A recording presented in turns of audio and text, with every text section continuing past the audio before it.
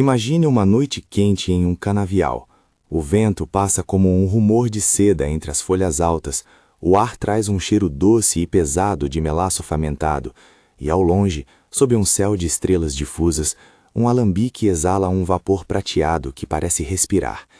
É nesse ponto, entre o chão lavado de suor e o brilho surdo do metal, que começa a história da cachaça. Da cana ao copo, do engenho à festa. Vamos ouvir como uma bebida simples foi aos poucos escrevendo a história de um povo. No começo, havia a cana, planta espessa e verde que dobrou territórios e transformou paisagens. Sua chegada às terras tropicais foi um fio que ligou solos diversos a mercados distantes. A cana crescia bem onde o sol era amigo e a chuva vinha forte, e logo a paisagem que conhecemos começou a se cobrir por ela. Tapetes ondulantes, colinas e vales vestidos de verde. O trabalho para dominar aquela terra foi duro e extenso, e por muito tempo foi sustentado por mãos que não podiam escolher sua sorte.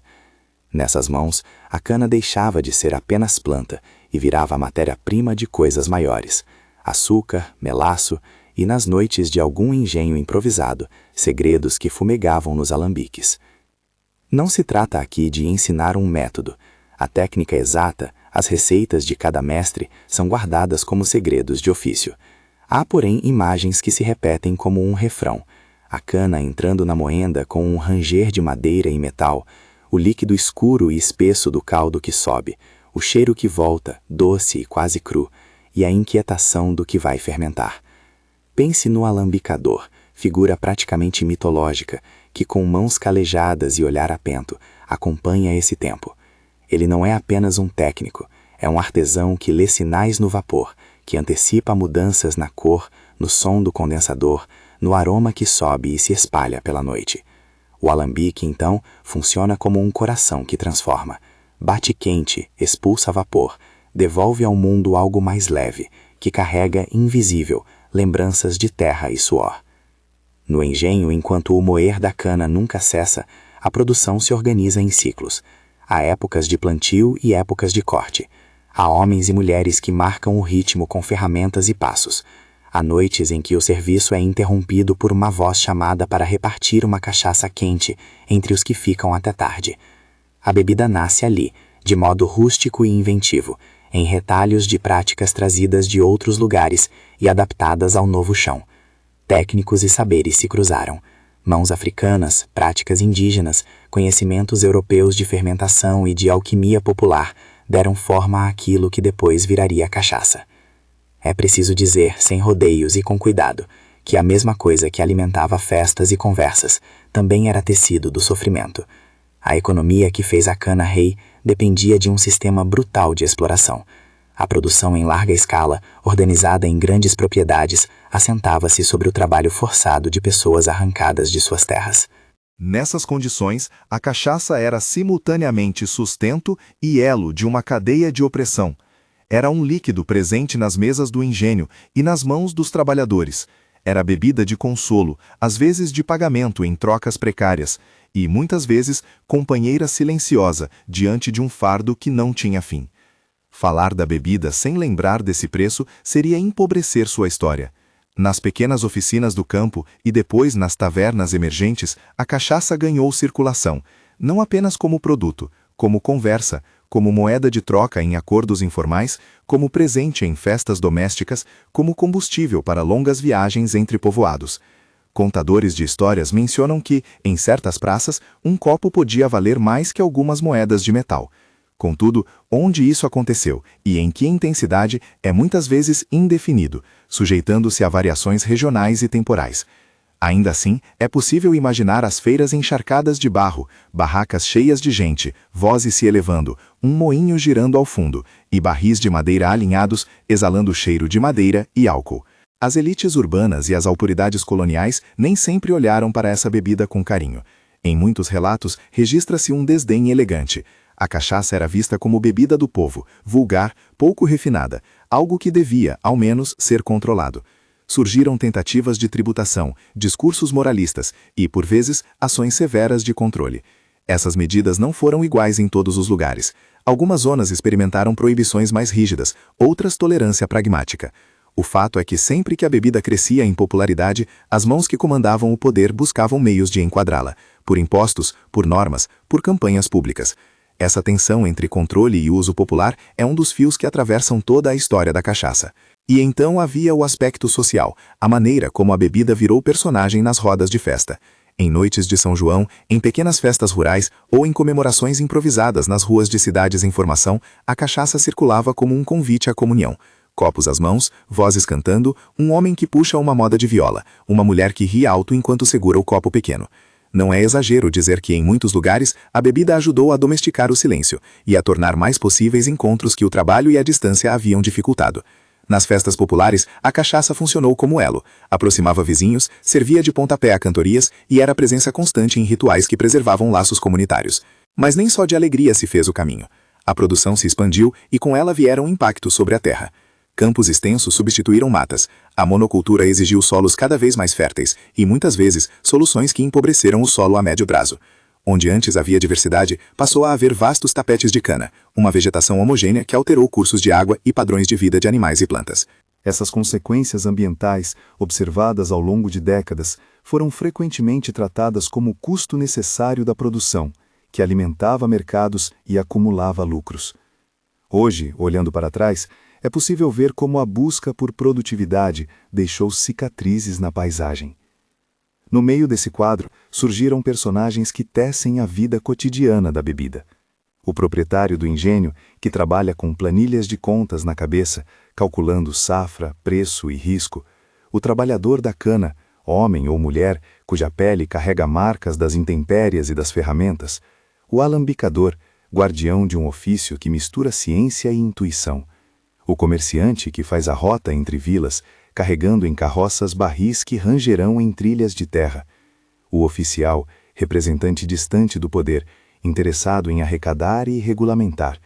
E, por fim, o folião, figura coletiva que transforma a bebida em festa e símbolo. Cada um deles, à sua maneira, participa da construção do que a cachaça viria a significar. Há uma cena que se repete em várias histórias orais. A colheita acaba, o corpo do trabalhador geme de cansaço, mas há uma pausa, breve, necessária, e o alambicador serve um gole cujo calor entra e chega até as pontas dos dedos. Não há no relato qualquer elogio ao excesso. O gesto é de partilha, de respiração. A bebida, nessas horas, não é remédio milagroso, não é solução, mas é presença. E é fundamental lembrar que, em nossa narrativa, falar da bebida não é promover o consumo, é entender seu papel social, sua densidade simbólica e o custo humano que esteve sempre presente em sua história. Enquanto a cachaça rodava por feiras e praças, ela também cruzava fronteiras de classe.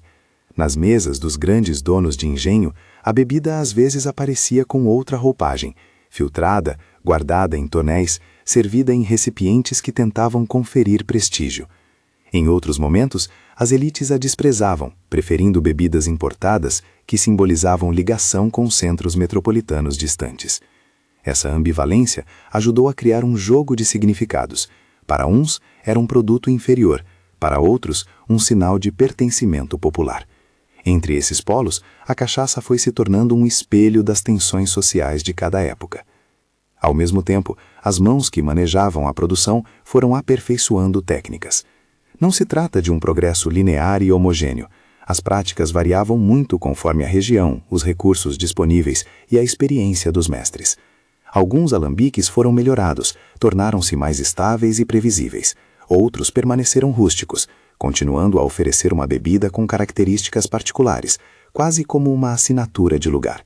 Era dessa diversidade que surgiam as diferenças de aroma e de força, as particularidades, que depois passaram a ser valorizadas por quem buscava qualidade e autenticidade. Com o tempo, a mercadoria ganhou mercados maiores.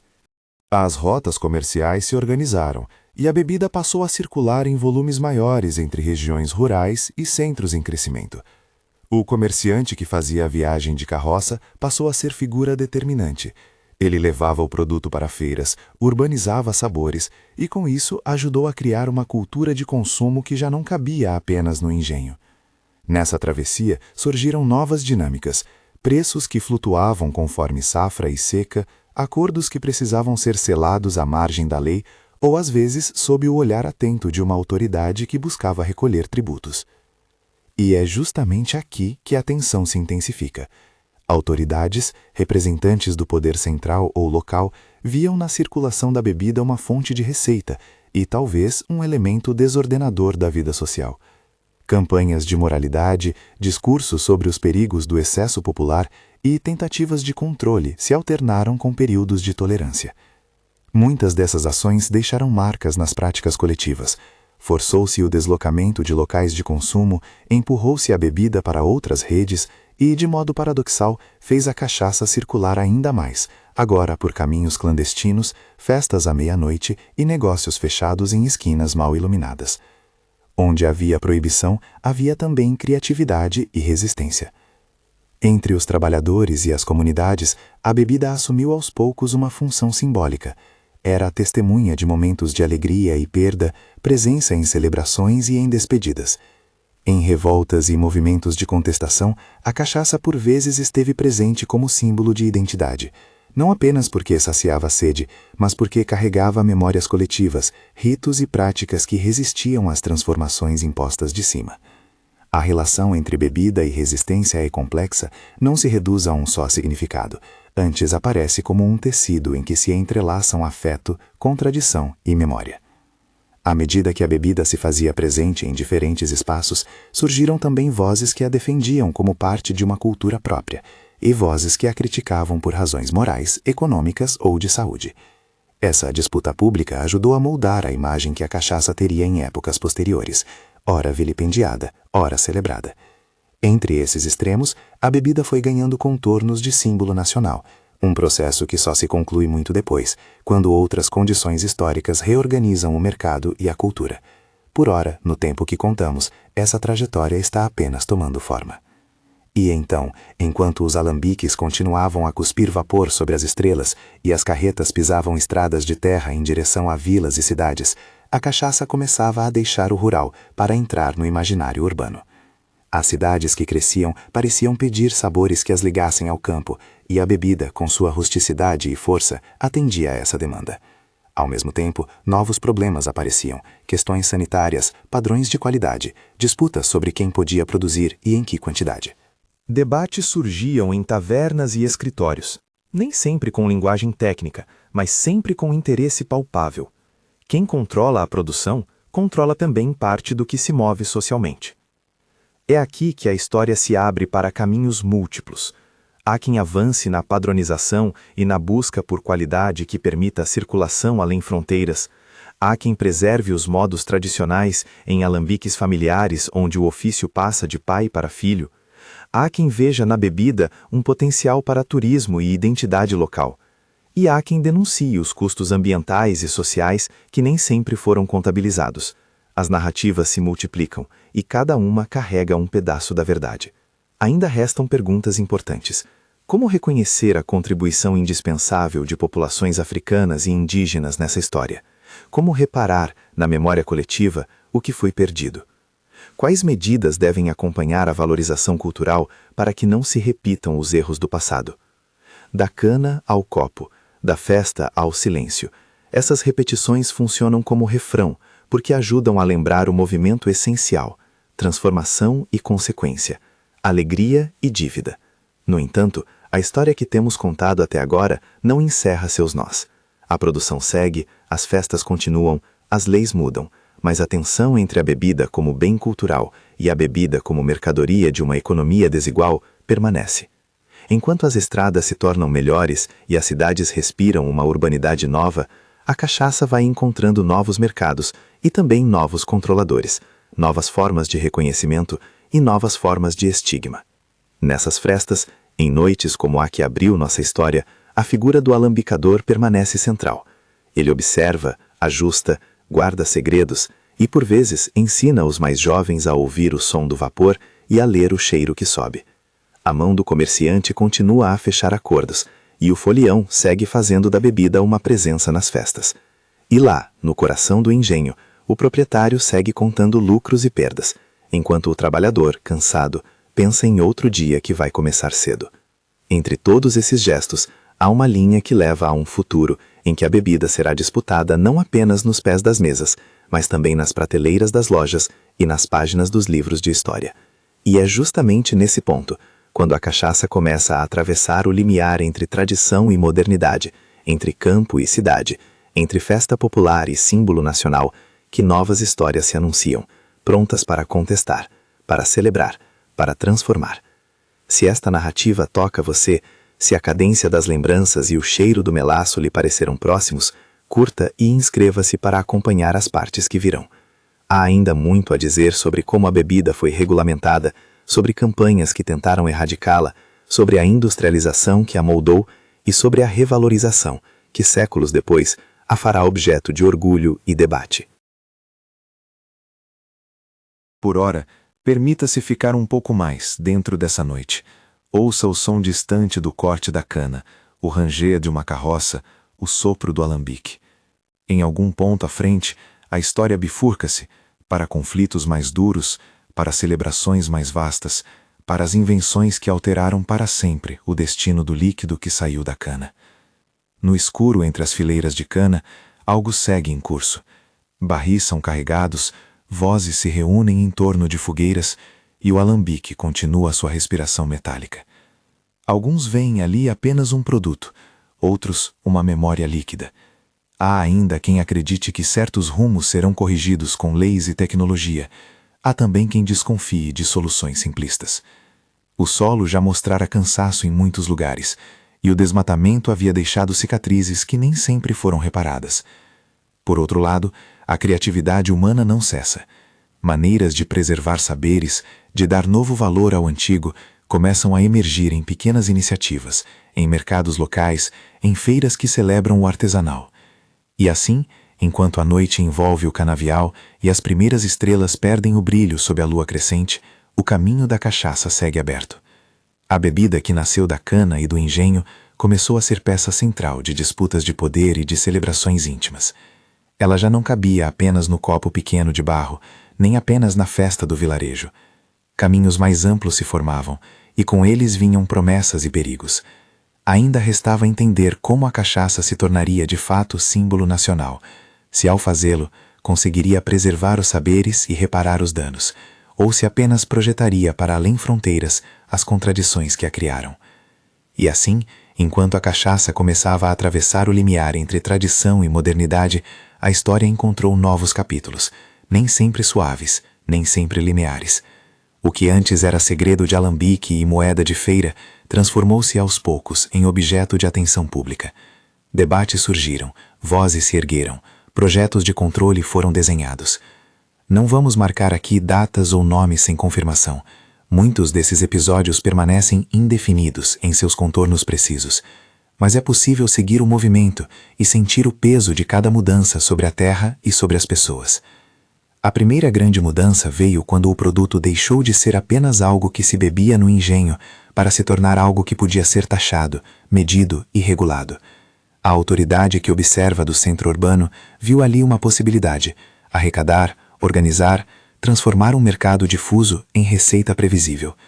Onde havia barris esquecidos e trocas informais, surgiram formulários, vistorias e, por vezes, multas. Essas medidas nem sempre protegeram quem mais precisava. Às vezes serviram para punir o pequeno produtor, que mal sabia ler um papel, enquanto facilitavam a vida de comerciantes que conseguiam operar no limiar da lei. E onde o Estado tentou impor ordem, a criatividade popular inventou caminhos paralelos.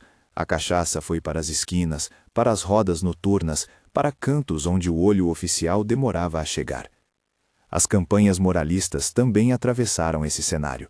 Houve discursos que associavam a bebida ao que se considerava desordem pública, houve slogans que apelavam ao decoro e à contenção. Em parte, esse moralismo vinha de visões urbanas que não reconheciam aquelas práticas festivas e comunitárias do interior. Em parte, embalava interesses que queriam apagar o que era visto como barroco ou vulgar. Essas campanhas tiveram efeitos concretos, estigmas cresceram, a cachaça passou a ser olhada por alguns como marca de atraso, e muitos produtores e consumidores sentiram o peso dessa desqualificação.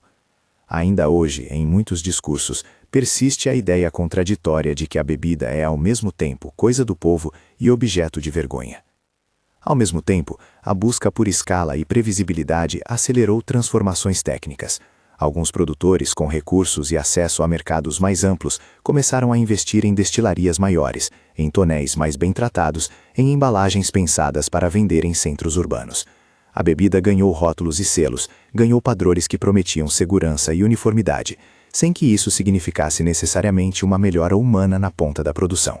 Para o trabalhador do campo, para a mão calejada do cortador de cana, muitas dessas mudanças pouco alteraram a dureza do dia a dia. Para o pequeno alambicador, algumas inovações foram oportunidade, outras ameaça à tradição. Com a industrialização também vieram debates sobre qualidade e autenticidade. Cresceu uma curiosidade: se a cachaça podia ter origem, se podia revelar um gosto de lugar, se, como vinhos e outros destilados, poderia haver um reconhecimento do que se chama em diversas línguas de terroir. Trata-se de um pensamento novo, que olhava a bebida não apenas como volume a ser vendido, mas como expressão de solos, de madeiras, de modos de produzir. Essa atenção permitiu que muitas técnicas antigas fossem redescobertas: envelhecimento em diferentes madeiras, cuidados na fermentação, paciência no armazenamento. Ao mesmo tempo, porém, abriu espaço para que o produto fosse convertido em mercadoria para outros públicos, desejada por turistas, por colecionadores e por chefes. A circulação internacional colocou outro espelho diante da cachaça. Lá fora, a bebida foi por vezes confundida com outros destilados. Em outros casos, encantou por sua diferença. Em alguns salões e feiras estrangeiras, encontrou defensores que celebravam sua complexidade e sua história. Isso trouxe orgulho para muitos produtores e para certas comunidades. Trouxe também novas pressões: demanda por padrões, necessidade de certificações, desejos de competição em mercados onde embates comerciais e regulatórios são intensos. A imagem internacional, portanto, é dupla. Impulsiona a valorização e provoca a adaptação. Dignifica e exige conformidade. É importante dizer que nem toda a adaptação foi neutra. O caminho para produzir em maior escala frequentemente desconsiderou custos ambientais e sociais.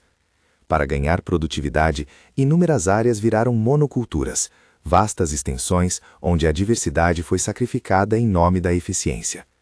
Solos que antes suportavam uma mistura de cultivos passaram a ser raspados de suas camadas nutritivas. Rios foram desviados, margens foram erodidas.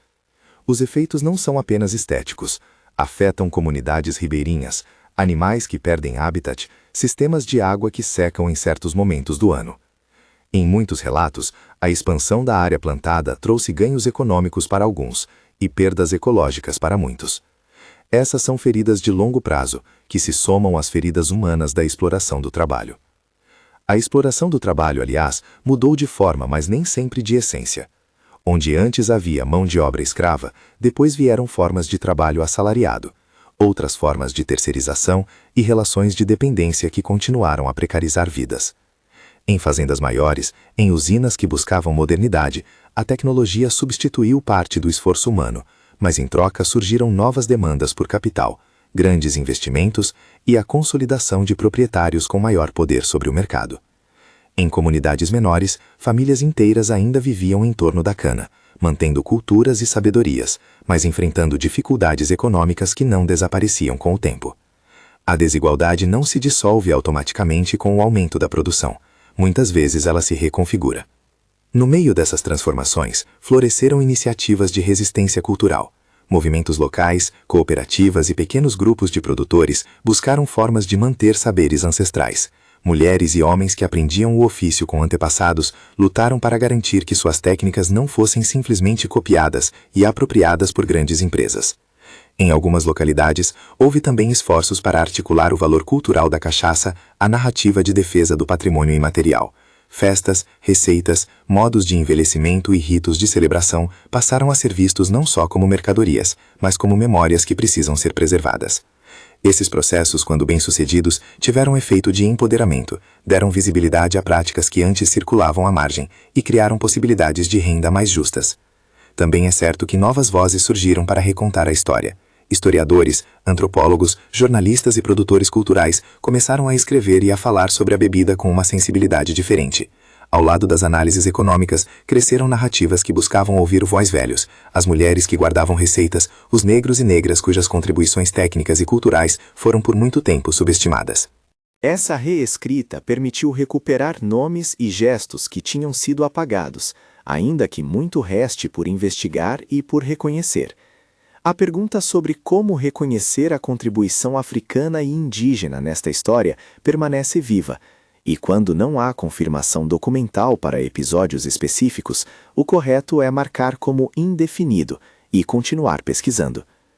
No campo científico e técnico, instituições passaram a estudar práticas de fermentação e de envelhecimento, sem, contudo, transformar saberes populares em meros objetos de laboratório.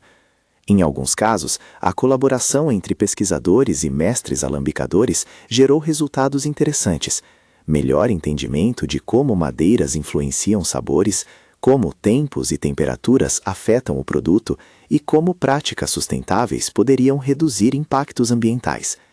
Em outro campo, a economia local encontrou na cachaça instrumento de turismo, itinerários que levavam visitantes a alambiques rurais, feiras que reuniam produtores artesanais, festivais que misturavam música, comida e memória. Essas iniciativas ajudaram a criar mercados alternativos, mas exigiram cuidado para não transformar tudo em espetáculo que explora vivências alheias sem devolver valor às comunidades. Há também uma fronteira ética que atravessa qualquer discussão sobre a bebida. Como se celebra aquilo que é fruto de tanto sofrimento? Como se transforma o orgulho de uma cultura em instrumento de reparação, em vez de comercialização predatória? As respostas não são simples. Parte do caminho passa por reconhecer, de modo público, o papel da escravidão e da exploração no desenvolvimento da cadeia produtiva, por valorizar os conhecimentos transmitidos por gerações que não foram devidamente reconhecidas, por promover políticas que recontem o passado e ofereçam alternativas econômicas que não repitam a lógica da expropriação. Tais medidas exigem compromisso social e vontade política, duas coisas que nem sempre caminham juntas. Por isso, muitos veem a valorização cultural como passo inicial, não como fim. No mercado contemporâneo, a cachaça ocupa posições múltiplas. Para alguns, é bebida de celebração, ligada à hospitalidade e à festa. Para outros, é produto sofisticado, digno de prateleiras e cartas de bar. Para muitos pequenos produtores, é trabalho, sustento e identidade. Essa pluralidade ajuda a entender por que as discussões são tão acaloradas. A cachaça pode ser símbolo de resistência e, ao mesmo tempo, mecanismo de exploração. Pode ser objeto de orgulho local e produto de exportação. Na prática, convivem modos de produzir que privilegiam qualidade artesanal e modelos industriais que buscam volume. Em alguns casos, pequenas destilarias familiares lutam para permanecer, com receitas que herdam de antepassados e que conferem sabores singulares. Em outros, grandes plantas industriais conseguem atender demanda interna e externa com preços competitivos. É natural que, na esteira dessas transformações, surjam iniciativas de certificação e de regulamentação que tentam distinguir o artesanal do industrial, o de origem comprovada do produto genérico. Em muitos lugares, programam-se selos de qualidade, normas de rotulagem e programas de apoio a pequenos produtores. Nem sempre, porém, essas medidas são suficientes ou justas. O custo burocrático pode ser pesado para o produtor familiar, a exigência de certificações pode privilegiar quem já tem capital para investir, e as regras técnicas, quando impostas de maneira rígida, correm o risco de apagar variações locais que são justamente o coração da diversidade sensorial. Aqui também vale a prudência. Sem eliminar a necessidade de padrões sanitários e de segurança, é preciso criar formas de apoio que permitam a inclusão. No plano das práticas culturais, observa-se uma revalorização crescente do artesanal. Festivais, concursos de qualidade e roteiros gastronômicos colocaram a cachaça em evidência. O público urbano, curioso por autenticidade, passou a buscar versões envelhecidas, rótulos que prometem histórias e alambiques com nomes que cantam a tradição. Chefes começaram a incorporar a bebida em receitas e em molhos, bartenders a exploraram em coquetéis que misturam o antigo e o novo. Esse movimento trouxe benefícios, abriu mercados, valorizou saberes e gerou renda. Trouxe também armadilhas. A mercantilização pode estreitar a narrativa, transformando a complexidade histórica em decoração de prateleira. Ao olhar para a paisagem humana, surgem personagens novos e antigos que merecem destaque. Há mulheres que assumem a liderança em destilarias familiares, inovando e reinserindo o nome da família no mercado. Há jovens que voltam ao campo, não apenas para buscar renda, mas para reaprender ofícios e reconstruir vínculos comunitários. Há estudiosos e artistas que se esforçam por contar as histórias silenciadas, por dar rosto aos que foram excluídos dos arquivos. E há consumidores conscientes que procuram comprar com ética, que querem saber de onde vem o que bebem e que se preocupam com impactos sociais e ambientais. Esses atores são força motriz para que a história da cachaça não se repita como ciclo fechado, mas se transforme em oportunidade de reparação e valorização. Não é menor o papel das comunidades que preservam festas, rezas e modos de celebração, nos quais a bebida participa. Em muitas regiões, as festas populares continuam a ser lugares onde se reencontra a memória coletiva. São nesses cenários que a cachaça mantém sua função social de aproximação, sem os falsos brilhos da mercadoria. O desafio é proteger esses espaços da mercantilização desmedida e garantir que os lucros advindos do turismo e da projeção externa retornem de modo justo às comunidades que guardam esses saberes. Voltando à questão ambiental, crescem iniciativas que tentam harmonizar produção e natureza. Práticas agrícolas mais sustentáveis, preservação de matas ciliares, rotação de culturas e cuidado com fontes de água são apontadas como caminhos possíveis. Há experiências promissoras em que produtores, comunidades e pesquisadores trabalham juntos para reduzir o uso de agrotóxicos, melhorar a fertilidade do solo e recuperar áreas degradadas. Essas ações, quando bem coordenadas, não apenas protegem o ambiente, também criam valor agregado ao produto e abrem nichos de mercado para aqueles que se comprometem com a sustentabilidade. Ainda assim, a transição não é simples, exige investimentos, tempo e políticas públicas que apoiem quem quer mudar. Do ponto de vista simbólico, a cachaça continua a ser um espelho. Ela reflete o que fomos e o que podemos ser, mistura de criatividade e violência, de alegria e de dor, de festa e de trabalho. Cada copo carrega camadas de histórias, de quem cortou a cana, de quem acendeu o fogo do alambique, de quem tocou a viola numa noite de festa. Reconhecer essa complexidade é, talvez, o gesto mais honesto que se pode fazer. Não se trata de condenar a bebida em si, nem de enaltecê-la sem reservas. Trata-se de olhar a história inteira, admitir as contas que estão em aberto e pensar em caminhos que não reproduzam os mesmos erros. E o que há de vir? O futuro da cachaça depende de escolhas. Pode ser que novas políticas favoreçam pequenas produções, que selos de origem protejam saberes, que programas de reparação reconheçam e compensem contribuições historicamente invisibilizadas. Pode ser também que a lógica do mercado transforme tudo em rótulos uniformes, apagando variações e expulsando pequenos produtores. A tendência real é que convivam múltiplos rumos, e que a disputa entre eles se dê em mercados, em leis, em festivais, em rodas de conversa e em salas de aula. O que nos cabe como ouvintes e espectadores dessa história é cultivar a atenção, reconhecer que cada escolha de consumo não é neutra, que educação pública e políticas ambientais influenciam o que bebemos, que a memória e a justiça social pedem reparações. Não podemos esquecer de algo essencial. A cachaça foi e segue sendo produto de encontros. Encontros entre saberes africanos, indígenas e europeus. Encontros entre campo e cidade. Encontros entre trabalho e festa. Essa hibridização configura não só um sabor, mas também uma identidade nacional, frágil, contraditória, orgulhosa e dolorida. A maneira como ela é contada e celebrada diz muito de quem somos como sociedade. Valorizar a cachaça implica, do mesmo gesto, cuidar das pessoas que a produzem e das paisagens que a sustentam. Antes de seguirmos para o fim desta noite, vale lembrar um ponto prático e responsável. A cachaça é bebida destinada a maiores de idade. Não é remédio, não é solução para problemas pessoais, e seu consumo deve ser pautado pela moderação e pelo respeito às leis e às circunstâncias de cada um.